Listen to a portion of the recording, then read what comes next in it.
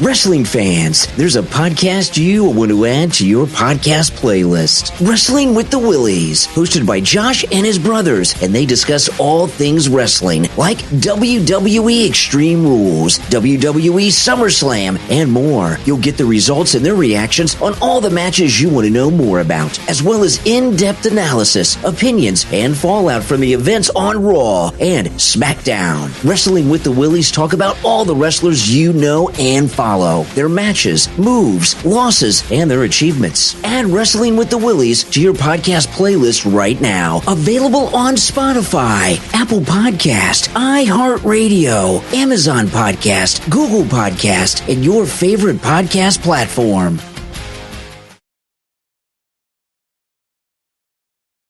Hello, our fellow true crime enthusiasts. Welcome back to our next episode of Morbid Instinct, where we are finishing off watching the Netflix docu-series Homicide New York. We're doing episode 5, which was called East Harlem Serial Killer, which is about Arohn Kee, who is a convicted rapist and murderer, and kind of how he terrorized that section of New York back in the, I guess, early to late 90s, I guess kind of throughout the 90s. Yeah, between 1991 and 1998. Yeah. So we'll just kind of talk about what we watched, what happened, that kind of thing. So who wants to start us? I don't know if this one will be very long either, because, I mean, there's literally... So I'll start. Okay. Since I don't typically start these, I'm normally one of the last ones to Go talk. I'll go ahead and start this one. But so, Arohn, well, the East Harlem rapist, that's how I'm going to refer to him. Okay. I already said his name. In 91, he was only 17 when he killed 13-year-old schoolgirl Paola Ilera. He raped, stabbed, and strangled her. And then in 97, he attacked 19-year-old, I'm going to mess this name up, Johalis Castro in the basement of her apartment building. He raped and smothered her, then burned her body while she was still breathing. And that was possibly to prevent recognition. And then in June of 98, he raped and murdered 18-year-old Rashida Washington. Now, that's what I'll say. We can go ahead further into how he was ultimately caught, but needless to say, it was DNA. I'll just say that, but we can go into more and how they got the DNA and that type of thing. But this dude's a piece of work. But he was also found with work, all right. Found after he kidnapped 16-year-old Angelique Stalling from her Brooklyn apartment and flew her out to Miami. So that was, and then there was a manhunt looking for him. So that's ultimately how he got caught. At first was the kidnapping portion, and then someone else can go up into more of the detail on the DNA portion if they want to. But I just wanted to start this one out because I typically don't. I thought he was vicious, for one thing. Everything that he did to them was totally cruel. And he started at such a young age. It makes you wonder what happened to him, if he ever had feelings at all. Probably not, especially towards women. Didn't seem like he cared about women at all. And because I don't remember how old was the dude. Well, he was 17 in 91. When he started, he was 17. Okay. He was only 23 when he killed his final victim. Yeah, so young. Oh, what do you mean? So it was only 7 years later. He was apprehended in 99, February of 99, which is crazy because this is in stark contrast, and I didn't mean to keep going, but I was just thinking about it. A stark contrast to the last episode where it took them 23 years or whatever to figure out who committed that crime. In this case, like I was saying, June of 98, he raped and murdered Rashida Washington. He was apprehended February of 99. So literally 6 months or 8 months later, after the third murder, he was apprehended. Now, the trial and stuff didn't start till 2000 and didn't ultimately even begin until 2004. Yeah. So but he was in prison, I'm assuming, from 99 Oh, up yeah. until... I'm sure he probably didn't have bail. He was probably stuck in there the whole time. They don't usually do much with murder. Yeah, especially, like most of that time, like usually they're like, nope, no bail. Yeah. Especially when it comes to like where he did it to several women. So, like, I remember when I first watched this, I was like, golly. And then I was thinking about the parent too, because they were talking about the girl that went with him. I was like, it seems weird knowing that the parent didn't really like care that much. She was dating an older dude, I guess. I mean, it probably just depends on the parent, but it just seems kind of odd, that most of the time, at least when I was growing up, most parents that I was friends with or whatever, they were more self-conscious about who they were spending their time with. Well, it's just a parent. That's what I was kind of. I alluded that's why this in I the thought past. It was weird how like the parent didn't have any care that he was older than she was by like a few years. The fact he was 23 and she was 16. Yeah, I mean, I can't imagine like because I know I would have a problem with that. I mean, like. It's just mostly because I feel like you should be 18 at least before you. Well, at that time, he was probably feeling he could do whatever he wanted to do. More than likely. Because with Paolo, she was only 13 years old. She was coming home from school. Yeah. And she was making it to her building.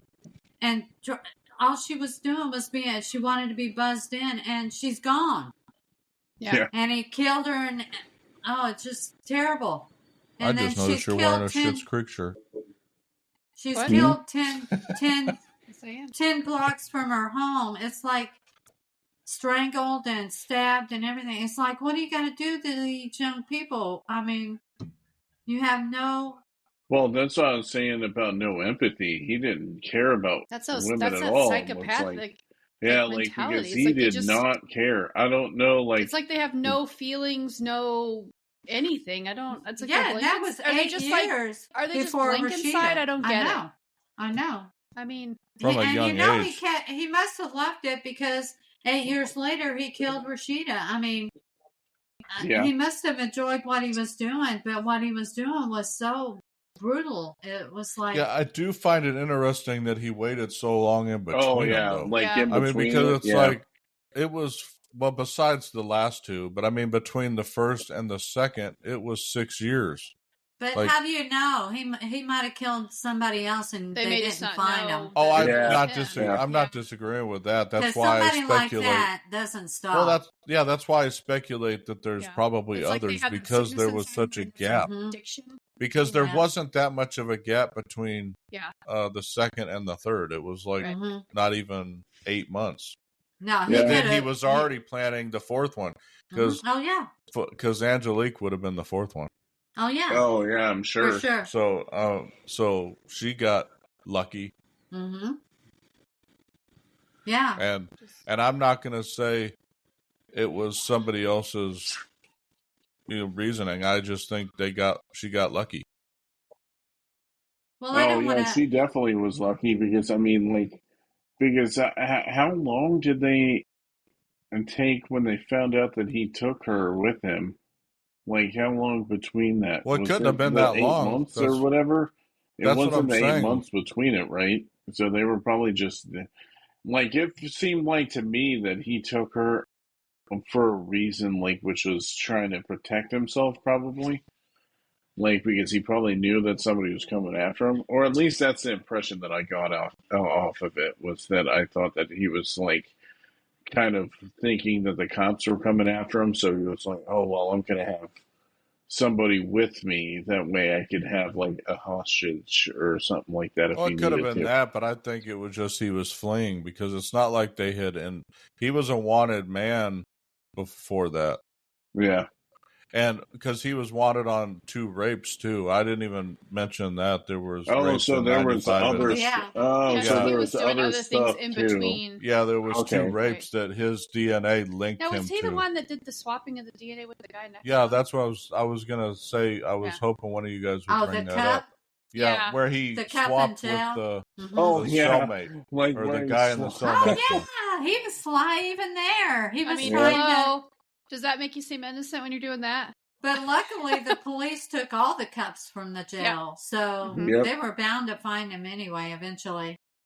But Well, they were smart one because they knew thing- he would do that because he was hiding himself very well while they were tracking him. He wouldn't leave DNA anywhere. Yep. Oh Yeah. yeah. He would take everything with them. So they Yep. purposely set that up, and then they knew the right person was in that cell because they got a positive ID, but it wasn't in his cell. But then they talked to the cellmate and found out that he has to swap. changed. So Yep. again, smart dude. Oh, I yeah. Yep. But that's premeditation. So I'm glad that they got him on 3 life sentences for this stuff for the murders. Yep. And then one thing I they liked got him- about it was that Bob Mooney, that detective, that he spoke Spanish. Yeah. Oh yeah. I like that part. Well, and I thought when that they was were funny speaking too Spanish. because the girl who was like Puerto Rican or whatever cop. Remember, she said it was shocked because he's that big, barley like white dude, and you're like, you speak fluent Spanish? Like, Yeah, like Yeah. they could, and that's with any case. Like if they're Yeah. Spanish speaking and he could understand everything they're saying, and they don't even know that he can understand. No. well, they're thinking, what? I mean, that's a smart tactic for a cop, dude. Because, Yeah, I mean, very like, there's, smart. there's probably a lot of people that would think that, oh yeah, they can't tell what I'm saying. Well, I think he learned Spanish because I think he was saying when he was younger, he worked in one of those neighborhoods that was like was very Latino or whatever. And so I think that's probably why he learned. Yeah, more So than he could- likely. And then probably the way that he looked, a lot of people thought that he just Yeah. didn't know how to speak it.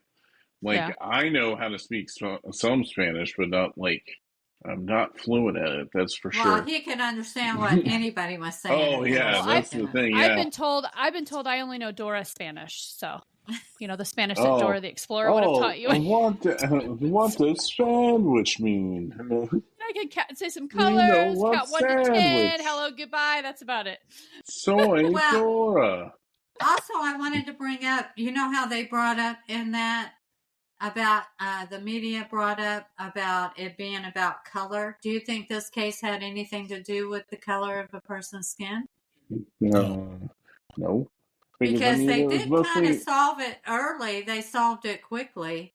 Yeah. So, do you think the media just was trying to say that?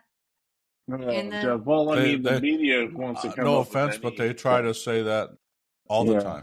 Yeah.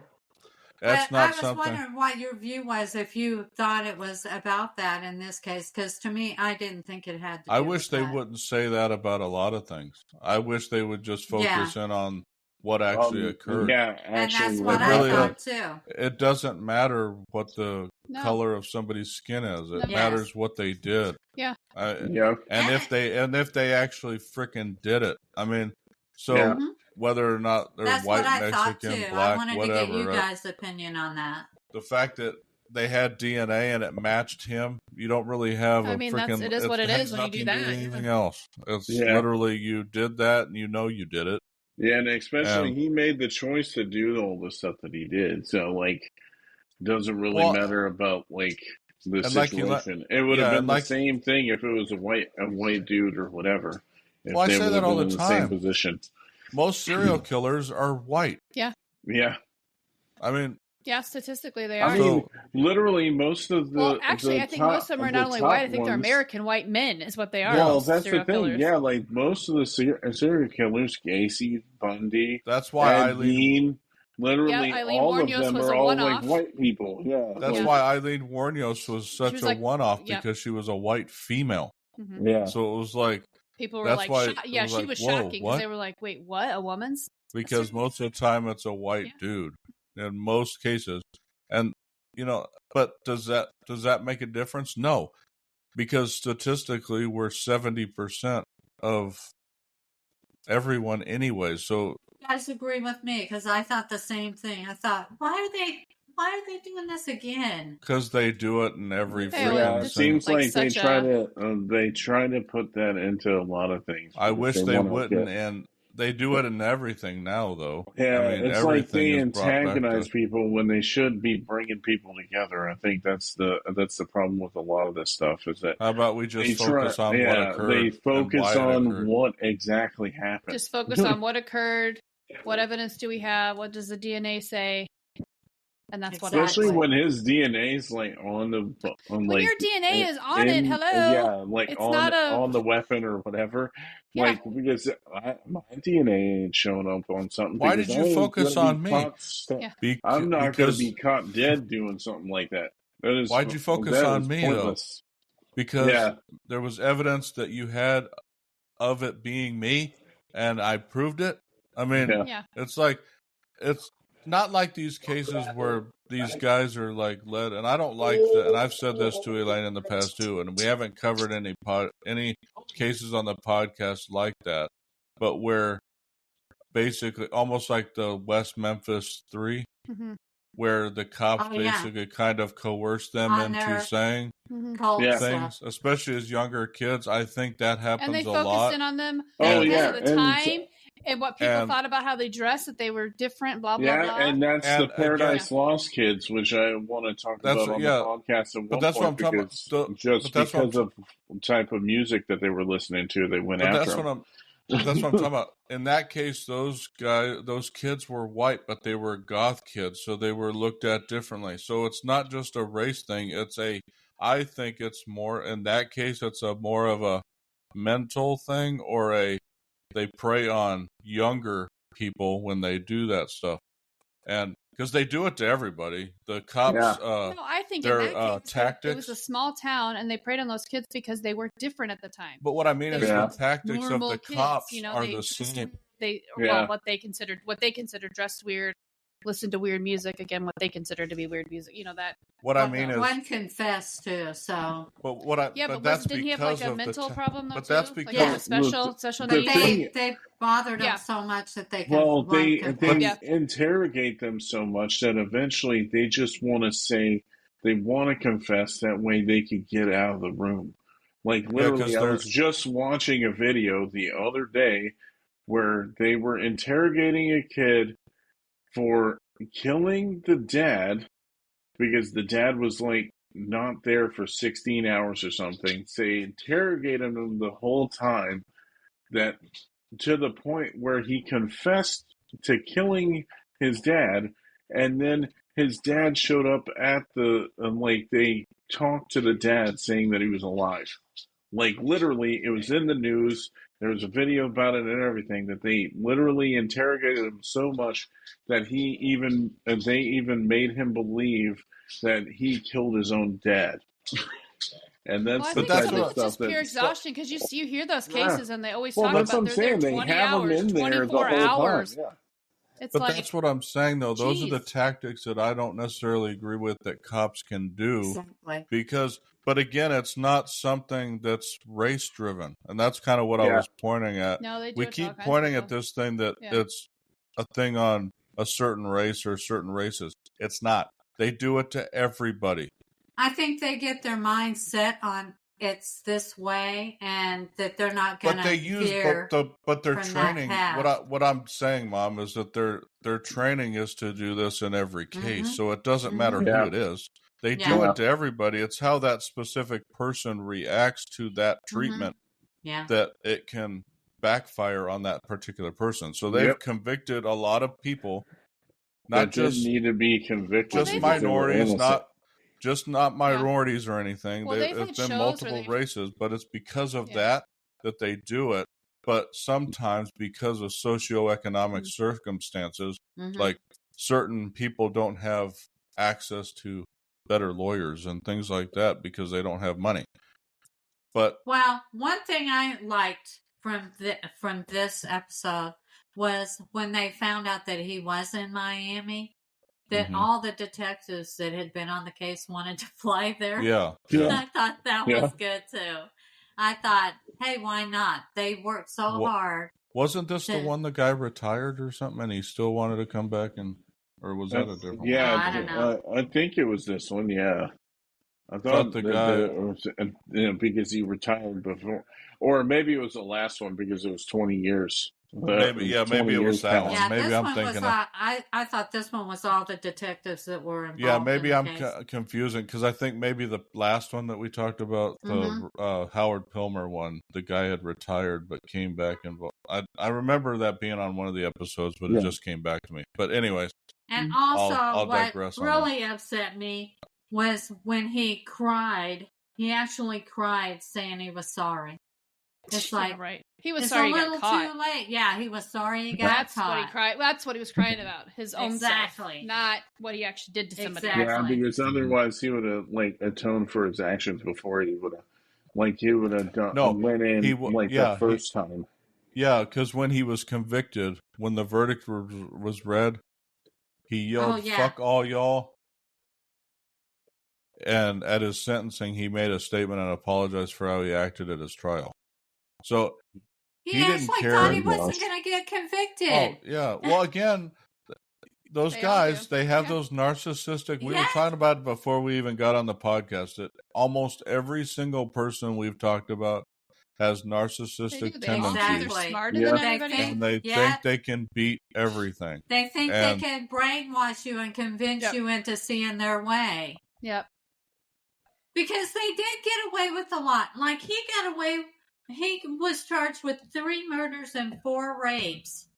It's like, oh my gosh. And DNA tied him to every single one of them. Exactly. And who knows if that was it? There may have been more. Oh, yeah. Well, like we talked about it, the fact it was 6 years apart between the first murder and the second one, I would not doubt that there were more in between there that they did not tie to him. And he's not going to divulge that. He's got 3 life sentences. I don't know if it matters really. No, it matters for the missing people that they haven't figured out. Yeah, it matters for the family. That are tied to him yet. Mm-hmm. It's unfortunately you don't know who there are. There's so many of them out there right now. He got 409 years in prison. But yeah, he's got plenty he's not of going anywhere. Yeah, he's dying in prison. Yeah, so he's dying in prison. So I mean, at least this is a sentence that somebody got enough. I mean, I always say it kills me when I watch some of these where they did a lot worse and they got barely anything. I don't remember what we were talking. We were talking about. It's going to be in some of the stories going forward. What now? A couple of the stories we're going to talk about going forward. Oh, is that what it is? Okay. Yeah. I know there's something where I'm like, that's all they got, and I'm like, for what they did, and I'm like, and then you have these where they killed 3 people and got 3 life sentences for basically a life sentence for each murder. Mm-hmm. And then they got 20 years on top of that for the rapes. So I mean, he got a just sentence. Especially when he didn't have any remorse. Yeah, the only reason he cried was for himself. Yeah, because he got caught. Yeah, and he didn't get out of it. It was so sad. I mean, all these shows we see are so sad. Yeah. Really. That's why most of the time I never watch true crime stuff, is because it's depressing a lot of the time, because it's like people that just do, I don't know how you could be this type of person where you could go through this to hurt somebody else.